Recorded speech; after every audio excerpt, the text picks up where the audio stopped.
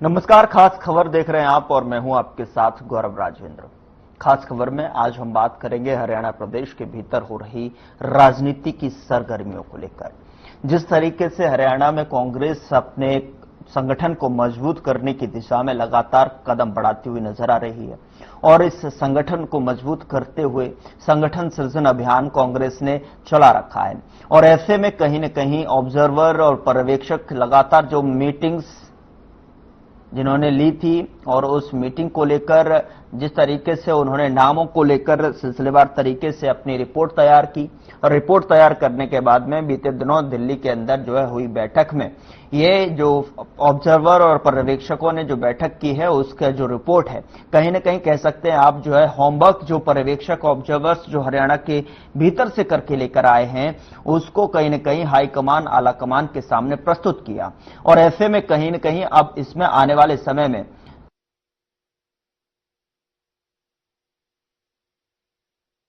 Official announcement वो जो है सामने निकल कर आ सकते हैं। लेकिन जो कांग्रेस संगठन सृजन अभियान के माध्यम से अपने संगठन को मजबूती देने का जो प्रयास कर रही है, सवाल ऐसा उठता है कि जो प्रयास किए जा रहे हैं वो क्या उससे कांग्रेस को फायदा होगा, क्या संगठन में नया बदलाव देखने को मिलेंगे। और संगठन में अगर बदलाव होते हैं तो कांग्रेस में जो फूट पड़ी हुई है, जो कहते हैं कि दल की जो अपनी राजनीति है, जिस तरीके से भारतीय जनता पार्टी यानी कि बीजेपी आरोप लगाती है कि हरियाणा की राजनीति में कांग्रेस के अनेक दल हैं, अनेक गुट हैं, उस गुटबाजी को किस तरीके से खत्म करती हुई यहां पर नजर आएगी, समझने की कोशिश करेंगे। और इसको लेकर जो है आज हमारे साथ मेहमान जुड़े हुए हैं, उसका तारुफ मैं आपके साथ करा देता हूं। रामराज शर्मा जी हैं, भारतीय जनता पार्टी से अपना पक्ष रखने के लिए हमारे साथ जुड़ रहा है, बहुत स्वागत है सर आपका। और विजेंद्र खुंकर कांग्रेस की तरफ से अपना पक्ष रखेंगे हमारे साथ, वो भी जुड़ चुके हैं, आपका भी स्वागत है। शर्मा जी, सबसे पहले आपसे समझने की कोशिश करता हूं कि जिस तरीके से कांग्रेस पार्टी बदलाव के लिए जो है संगठन को मजबूत कर रही है, नए घोड़ों पर दांव लगा रही है और लगातार इसकी कमान कहीं ना कहीं कांग्रेस के जो है विपक्षी नेता और या कहें कि जो है यहां पर राहुल गांधी ने संभाल रखी है प्रतिपक्ष जो है। ऐसे में यह भी देखने वाली बात होगी कि आप इस पूरे मामले को किस तरीके से देखते हैं, क्योंकि लगातार आप आरोप लगाते हैं कि कांग्रेस कई गुटों में बटी हुई है। क्या वो जो है एक गुट देखने को मिलेगा या फिर अभी इसमें जो है जो पर्यवेक्षक जो ऑब्जर्वर्स हरियाणा से जो होमवर्क करके गए हैं, अपना पूरी तरीके से जो रिपोर्ट है हाईकमान के सामने रखी, बीते दिनों जो है दिल्ली के भीतर हमने मीटिंग के देखी कि किस तरीके से अब, लेकिन अभी हालांकि उस पर जो है फैसला नहीं हुआ है, उस फैसले से कहीं ना कहीं संगठन मजबूत होगा, सृजन होगा संगठन का, या फिर विघटन की तस्वीर देखने को मिलेगी, फूट एक बार फिर से जो है हाई वोल्टेज के रूप में देखने को मिलेगी। शर्मा जी, क्या कहेंगे आप?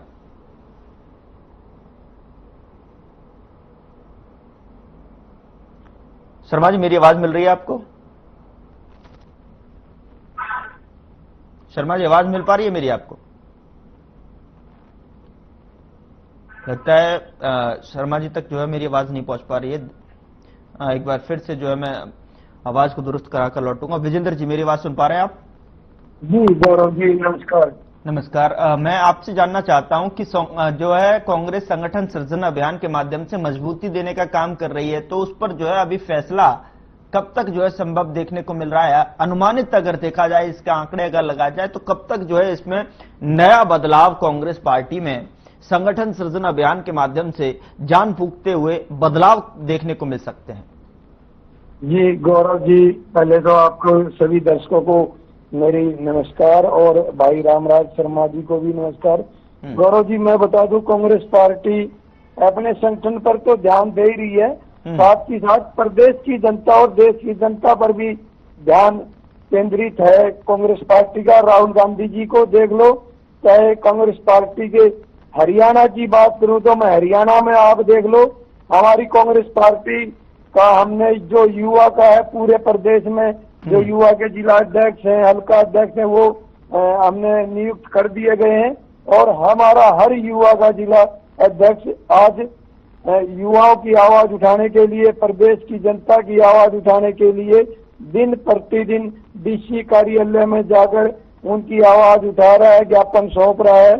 चाहे मैं बात करूं करनाल की, कल भी करनाल में सफाई कर्मचारी धरने पर बैठे हैं, बीजेपी की सरकार के खिलाफ नारे लगाते हुए दिखाई दिए कर्मचारी। उन्होंने 2 महीने से तनख्वाह नहीं मिली।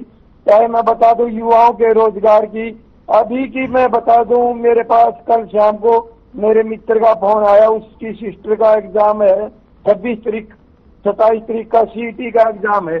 26 तारीख का 2 से 5 बजे तक सीईटी का एग्जाम दे दिया और 5 बजे पंचकुला में एसएससी का एग्जाम उसी लड़की का दे दिया। क्या ये युवाओं पे के भविष्य के साथ खिलवाड़ नहीं है? गौरव जी, आप भी अपने चैनल के माध्यम से ये मुद्दा युवाओं का उठाना।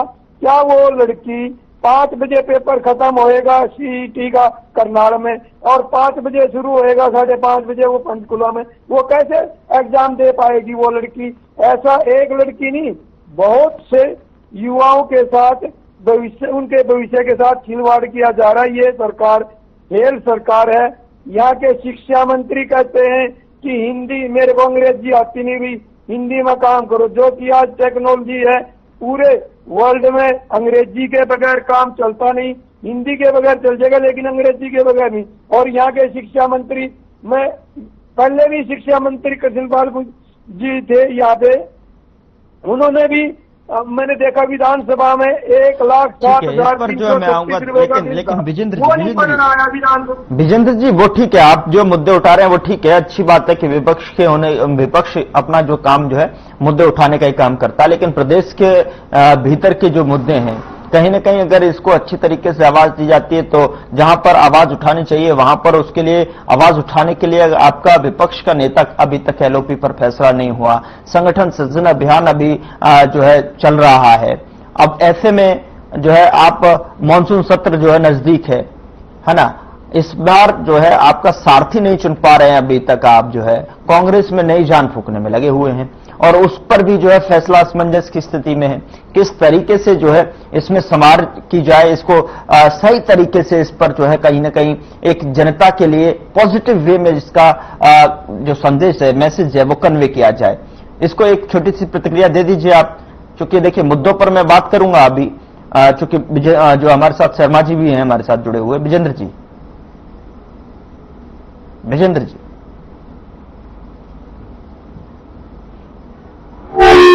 नहीं सुन पा रहे, निभा रही है, चाहे वो हमारे वाल्मीकि समाज का एक लड़का उसकी ऊपर से कूदने से उसकी डेथ हो गई थी और वाल्मीकि समाज के साथ 36 बिरादरी के साथ कांग्रेस पार्टी कंधे से कंधा मिलाकर चल रही है, उनकी आवाज उठा रही है। विपक्ष का नेता ना होने के बावजूद भी कांग्रेस पार्टी आज हरियाणा प्रदेश की, देश की जनता के साथ खड़ी है। कहीं भी कोई भी मुद्दा हो उनकी आवाज उठाने का काम करते हैं। कांग्रेस पार्टी घर में नहीं बैठी हुई है। साहब वजह क्या है, क्यों नहीं है जो है विपक्ष का नेता? जनता ने आपको विपक्ष में बिठाया है, उस सीट पर बिठाया है, उस गद्दी पर बिठाया है कि आप हमारी आवाज को उठाइए। हमने तो जब आप बात करते हैं, जब मैं सवाल पूछता हूं तो आप कहते हैं कि हमारा जो है वोट प्रतिशतता देख लीजिए, वोट परसेंटेज देख लीजिए कि कितना सही जो है हमें वोट मार्जिन मिला है। लेकिन जब वोट सही मिले हैं, जनता ने इतना जो है आपको प्यार दिया है, तो उसको कहीं ना कहीं जनता के लिए काम तो कीजिए, एलओपी तो खड़ा कीजिए। नहीं, जनता तो कहती नहीं कि विपक्ष का नेता बनाओ, जनता कहती है हमारी आवाज उठाओ। हर कांग्रेस का नेता आवाज उठाने के लिए तत्पर है। विपक्ष की तो कोई भी जनता ने, तो ये बीजेपी पार्टी को मैं कहता हूँ एक तरफ से वो लगी हुई है कि भाई विपक्ष का नेता नहीं, पूरी कांग्रेस पार्टी के नेता प्रदेश की जनता के लिए रात दिन मेहनत करते हैं, उनकी आवाज उठा रहे हैं। किसी भी जिले में चले जाओ, चाहे हमारी बहन शैलजा जी हैं, चाहे हमारे रणदीप सुरजेवाला जी हैं, चाहे भाई जितेंद्र हुड्डा जी हैं, चौधरी भूपेंद्र सिंह हुड्डा जी हैं, हमारी पार्टी का कोई नेता, चाहे वीरेंद्र सिंह जी, कोई भी नेता ऐसा नहीं है कि आवाज न उठा रहे हो। अरे सर सुनिए विजेंद्र, जनता तो ये भी नहीं कह रही ना कि आप जो कांग्रेस संगठन सृजन अभियान चलाइए, जिलाध्यक्षों की नियुक्ति कीजिए और इसमें मजबूती प्रदान कीजिए, एकता लाइए, वो तो नहीं कह रही है। वो तो कह रही है कि कांग्रेस, उन्होंने देख लिया सिंबल, वहां पर आपका जो है बटन दबा दिया। कैसी बातें कर रहे हैं सर? ये जो है, नहीं, ये बात का नहीं है। ठीक, वापस लौटूंगा। शर्मा जी क्या कहना चाहेंगे? एक तरफ अभियान, दूसरी तरफ मानसून सत्र भी नजदीक है और ऐसे में विजेंद्र जी कह रहे हैं कि देखिए जनता को अपने मुद्दों को उठवाने के लिए जनता चाहती है कि हमारी आवाज बने, लेकिन उन्हें ये मतलब नहीं कि आप कौन उठा रहा है क्या नहीं उठा रहा है, कौन बोल रहा है। विजेंद्र जी भी उठा सकते हैं जो है मुद्दे को, दूसरा बंदा भी उठा सकता है, कार्यकर्ता भी उठा सकता है, आवाज तो उठ रही है, बुलंद तो हो रही है कम से कम, वरना ये भी नहीं हो। शर्मा जी, संगठन की कोई पार्टी चलती नहीं है। हमारी पार्टी विश्व का सबसे बड़ा संगठन है, सबसे बड़ी पार्टी के रूप में जानी जाती है। इसमें लोकतंत्र है जी और अनुशासन है। और मैं आपको बताना चाहूंगा, पन्ना से शुरू होता है। हमने पन्ना प्रमुख का गठन कर लिया है, बूथ प्रमुख का गठन कर लिया है, शक्ति केंद्र प्रमुख का गठन कर लिया है, हमने चुनाव करवा लिए हैं और मंडल अध्यक्षों और मंडल कार्यकारिणी का भी गठन हो चुका है हमारा। जिला कार्यकारिणी का, जिला अध्यक्ष एवं उनकी कार्यकारिणी का गठन हो चुका है, उनका निर्वाचन हो चुका है। और केंद्र शासित प्रदेश और प्रदेश अध्यक्ष टोटल मिला के 33 प्रदेश अध्यक्ष हैं हमारे पूरे हिंदुस्तान में, जिसमें से लगभग 27-28 का चुनाव हो चुका है और 7-8 बचे हुए हैं, उनका भी प्रोसेस चल रहा है और राष्ट्रीय अध्यक्ष का भी हमारा चुनाव का प्रक्रिया चल रही है। तो हमारी पार्टी अनुशासित पार्टी है। हमारी पार्टी में राजा का लड़का राजा पैदा नहीं होता। हमारा एक किसान का बेटा, मजदूर का बेटा, गरीब का बेटा हमारे देश का प्रधानमंत्री बन सकता है। एक आदिवासी महिला हमारी महामहिम राष्ट्रपति बन सकती है। एक गरीब किसान मजदूर का बेटा हमारा मुख्यमंत्री बन सकता है। तो ये भाजपा में संभव है, इनके यहाँ नहीं है। और इनके यहाँ जैसे संगठन की बात करें, 11 साल से इनके संगठन का गठन नहीं हुआ। भगवान भरोसे इनकी पार्टी चल रही है और जनता द्वारा नकारे गए लोग हैं, जनता ने इनको नकार दिया है। और मैं आपको बताना चाहूंगा, इनके ऑब्जर्वर आए थे, उस टाइम में नारे लगे जैसे आजादी से पहले नारे लगे थे, observer go back, observer go back. ठीक है। ऐसे ही इनके नारे लगे, ऑब्जर्वर गो बैक। आजादी से पहले नारे लगे थे Simon commission go back, Simon commission go back. हमारे देश की जनता ने नारे लगाए थे, ऐसे ही इनके कार्यकर्ताओं ने नारे लगाए थे, observer go back, observer go back. इनकी कांग्रेस में कई कांग्रेस है, कहीं भूपेंद्र हुड्डा जी कांग्रेस है, कहीं रणदीप सुरजेवाला कांग्रेस है, कहीं चौधरी वीरेंद्र सिंह कांग्रेस है, कहीं कैप्टन अजय यादव कांग्रेस है, कहीं शैलजा बहन जी कांग्रेस है। इनका तो भगवान ही मालिक है। और दूसरा मैं आपको बताना चाहूंगा, हमारे मुख्यमंत्री जिस तरह से प्रधानमंत्री हमारे हैं, भाई विश्व प्रसिद्ध प्रधानमंत्री के रूप में जाने जाते हैं, सबसे लोकप्रिय और ताकतवर प्रधानमंत्री के रूप में जाने जाते हैं। उनकी अगुवाई में हमारा देश बहुत आगे बढ़ रहा है। रक्षा के क्षेत्र में हम आत्मनिर्भर हुए, आर्थिक दृष्टि से हम बहुत मजबूत हुए हैं। विश्व के सबसे चौथे पायदान पर हम आगे, और दूसरे पे भी हम बहुत जल्दी। ठीक है शर्मा जी, लेकिन आपने भी कोई आकलन किया होगा, इतने समय से जो है आप वरिष्ठ जो है कार्यकर्ता के तौर पर, आप जो है प्रवक्ता के तौर पर देख रहे हैं, सभी राजनीति को अच्छी तरीके से आप समझते भी हैं, माहिर हैं, और ऐसे में राजनीतिक गणित आपको आता है, तो आपको भी तो ये जो कहीं न कहीं अनुमान आपने लगाया होगा, इसका एनालिसिस आपने किया होगा कि क्यों आखिरकार एलओपी नहीं खड़ा कर पा रही कांग्रेस, क्यों अपने संगठन को मजबूती नहीं दे पा रही है कांग्रेस, क्यों जो है इतना समय यहां पर लिया जा रहा है, क्यों, आखिर क्या वजह है इसके पीछे। देखिए ये एक पार्टी के लिए भी बहुत सीरियस मैटर है कहीं न कहीं अगर देखा जाए तो। अपनी विचारधारा के साथ में कार्यकर्ताओं को एक साथ एक मुश्त जो है जोड़कर रखना, ये एक बहुत बड़ा टास्क होता है। लेकिन कांग्रेस के सामने जब इस तरीके की पेचीदगी जो है सामने निकल कर आती है, तो आपने किस तरीके से जो है इस पूरे विवरण को देख रहे हैं, किस तरीके से आकलन कर रहे हैं, आखिर किस वजह से ये फैसला नहीं ले पा रहे हैं?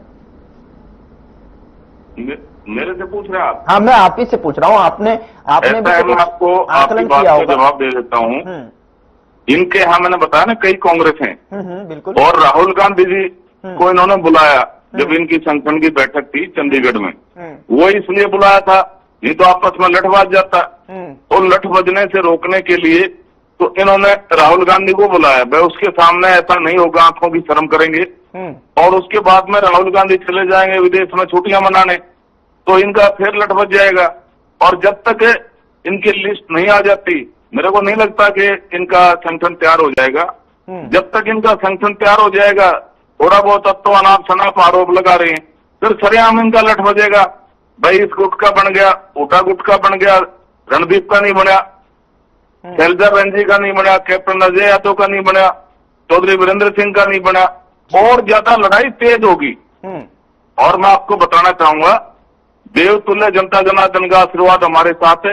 आशीर्वाद से, जनता के आशीर्वाद से तीसरी बार केंद्र में हमारी सरकार बनी और देश में तीसरी बार हमारी सरकार बनी।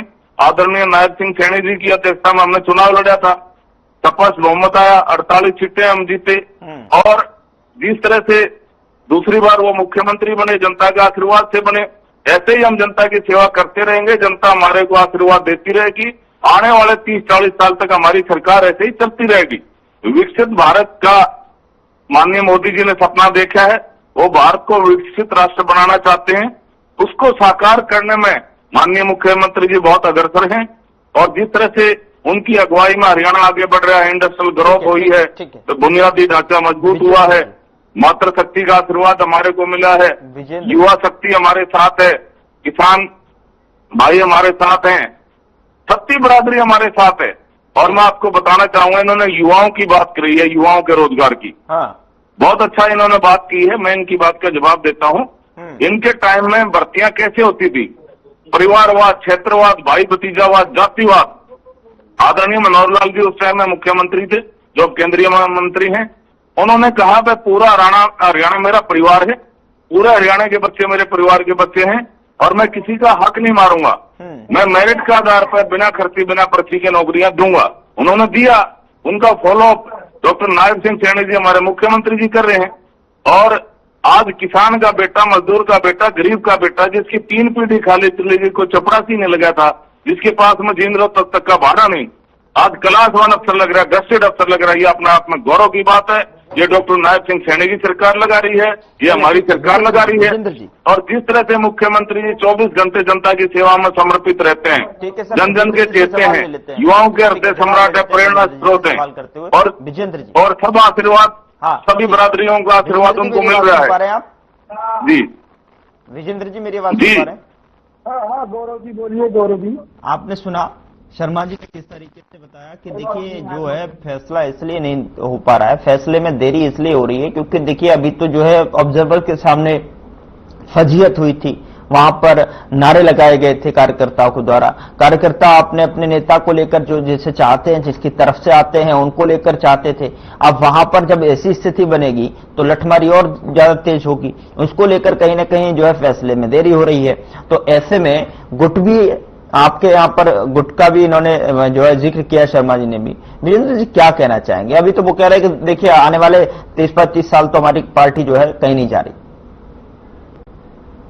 कर रहे थे कि हमारी पार्टी अनुशासित है। इनके मंत्री, इनके एमएलए है सीनियर, उनको कहते हैं ये 10 किलो गोबर खा गया था। ऐसी पार्टी इनकी अनुशासित पार्टी है।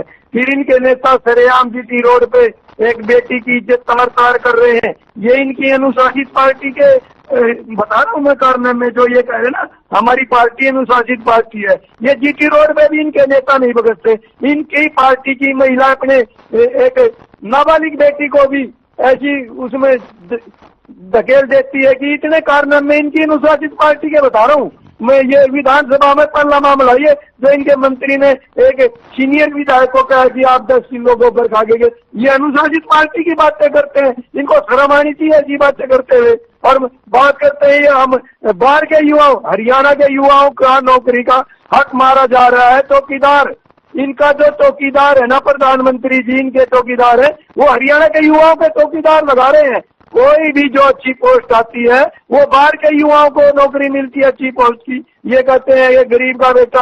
अरे भाई, आपके राज्य में जो भर्ती बोर्ड का कार्यालय करोड़ों रुपए की टैक्सियां पकड़ी गई थी, शायद इनको नहीं मालूम है मेरे भाई। बातें करते हैं अनुशासित पार्टी की। आज दिन प्रतिदिन किसी भी डिस्ट्रिक्ट में डालो, हर बिरादरी के साथ डालो, इनकी पार्टी क्या कर रही है? किसी के साथ नहीं खड़ी बिरादरी के। जात पात की बात करती है, धर्म की बात करती है, आपस में लड़वाने की बात करती है। ये कहते हैं कि हम तो 35 से 40 साल राज करेंगे। भाई कर लोगे, फूट डालो अंग्रेजों वाली पार्टी, अंग्रेजों वाली नीयत है तुम्हारी पार्टी की, फूट डालो, राज करो, क्योंकि भाईचारा खराब कर दिया।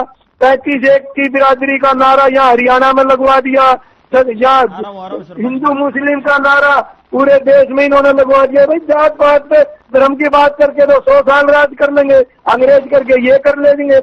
भाई भाई को लड़वा दिया, आपस में पत्नी पत्नी को लड़वा दिया।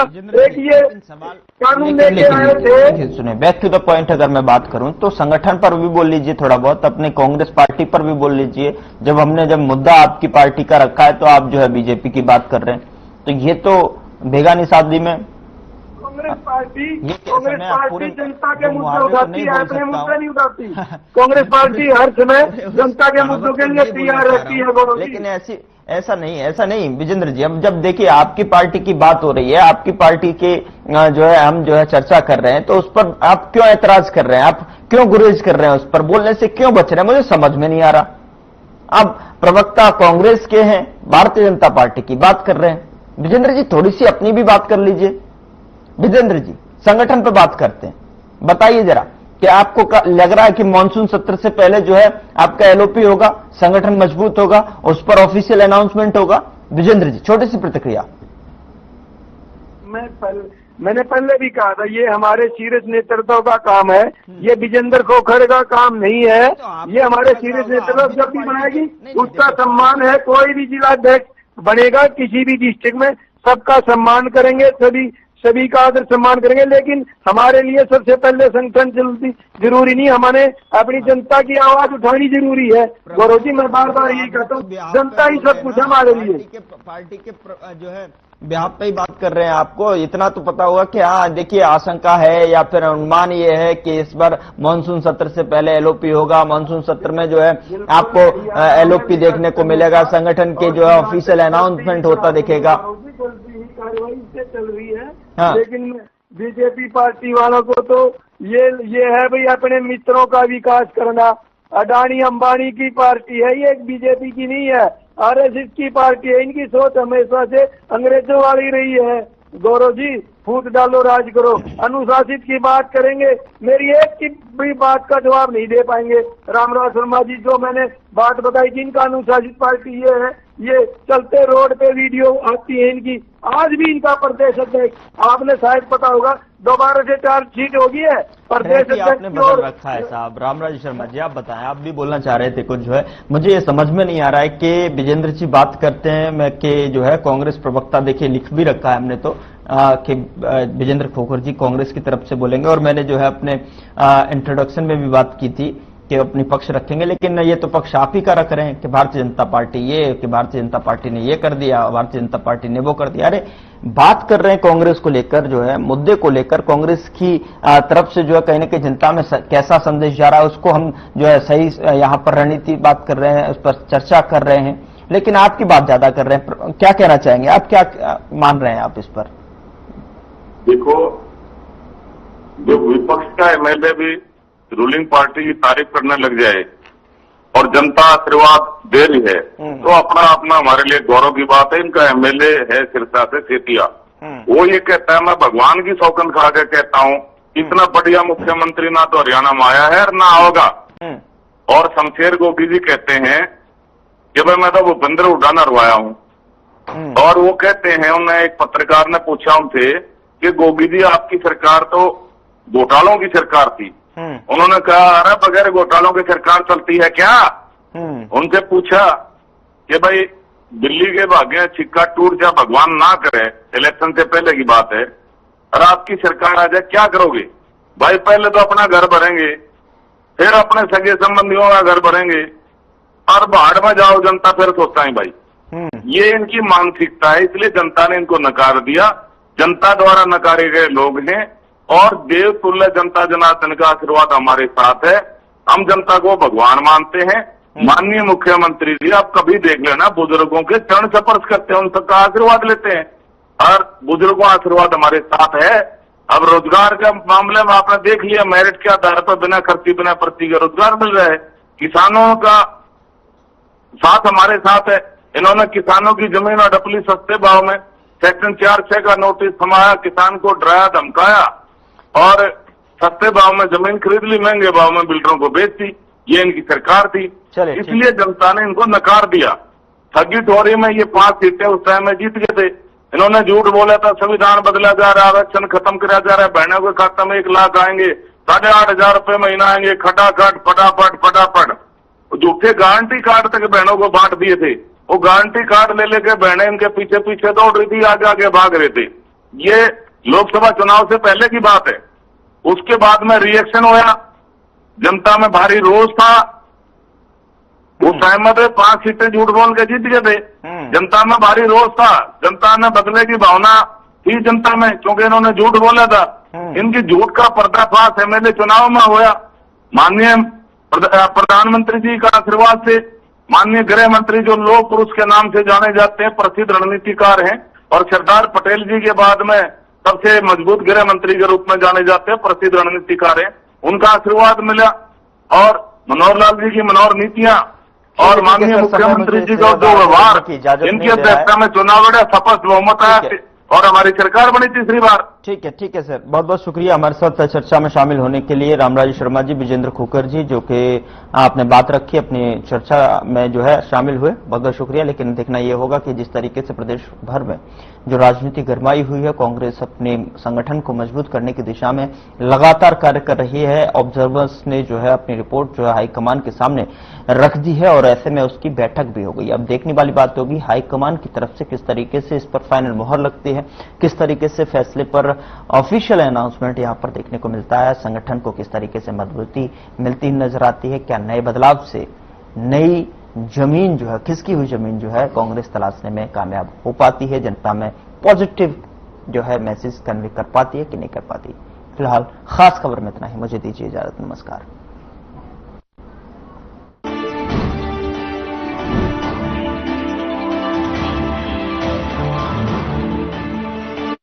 क्या रंग